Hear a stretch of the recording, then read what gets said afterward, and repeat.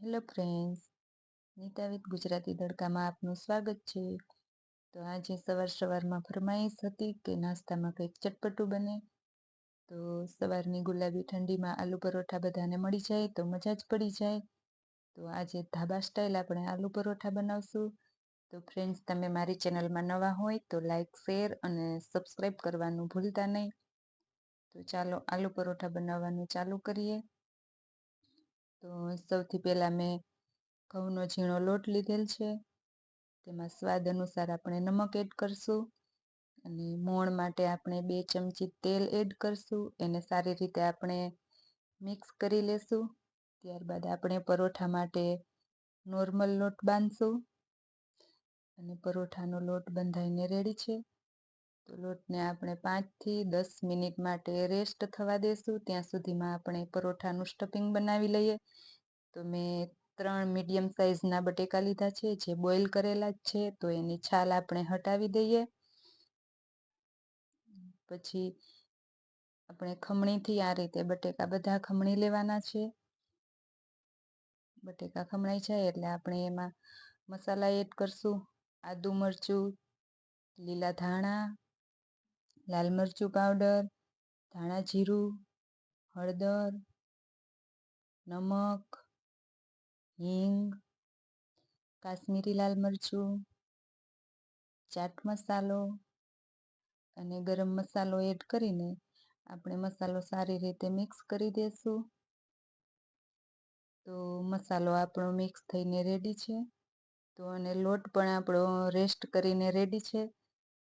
તો ચાલો થોડી પાછી એક્સરસાઇઝ કરાવી લઈ અને આ રીતે લોટને આપણે 1 ચમચી ઘીથી મોણ નાખીને આપણે મસળી લેવાનો છે અને મીડિયમ સાઇઝનું લુવું બનાવીને આપણે કોરા લોટમાં ટર્ન કરીને આપણે નોર્મલ જે રીતના રોટલી બનાવતા હોય એ રીતે જ રોટલી વણવાની છે. રોટલી વણાઈ જાય એટલે તેના ઉપર આપણે થોડું તેલ લગાવી દેશું. તેલને બ્રશથી આવી રીતના આપણે આખી રોટલીમાં લગાવી દેશું અને થોડો કોરો લોટ આપણે છાંટશું.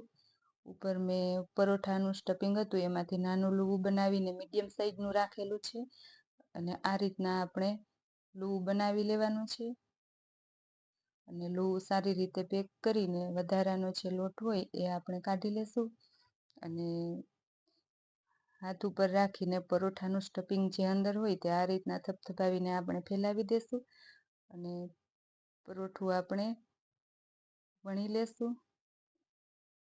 તો આમ તો ઘણી વખત પરોઠા વણતા પરોઠાનું સ્ટફિંગ બહાર આવી જતું હોય છે અને પરોઠું તૂટી જતું હોય છે. તો ફ્રેન્ડ, તમે આ રીતે પરોઠા બનાવશો તો તમારાથી પરફેક્ટ પરોઠા બનશે. તો ચાલો આપણે પરોઠા હવે શેકી લઈએ. તો પરોઠું આપણે આ જ રીતે શેકવાનું છે. ઉપર થોડું તેલ એડ કરશું અને સારી રીતે આપણે ફેલાવી દેશું અને પરોઠા આપણે મીડિયમ તાપે જ શેકવાના છે. પરોઠું ટર્ન કરીને પાછું આપણે પરોઠા ઉપર તેલ એડ કરશું અને બસ જો પરોઠું આપણું શેકાઈને રેડી છે. તો પરોઠાને આપણે એક ડીશમાં કાઢી લઈએ અને આપણે બાકીના બધા જ પરોઠા આ રીતે જ શેકી લેવાના છે મીડિયમ તાપે.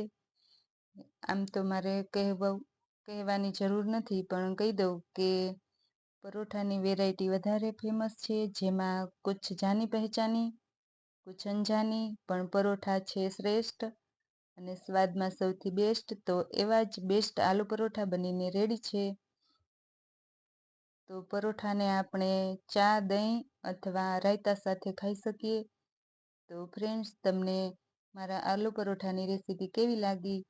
જો તમને પસંદ આવી હોય તો મારી ચેનલ મતલબ નીતા વિથ ગુજરાતી તડકાને લાઈક, શેર અને સબસ્ક્રાઈબ કરવાનું ભૂલતા નહીં.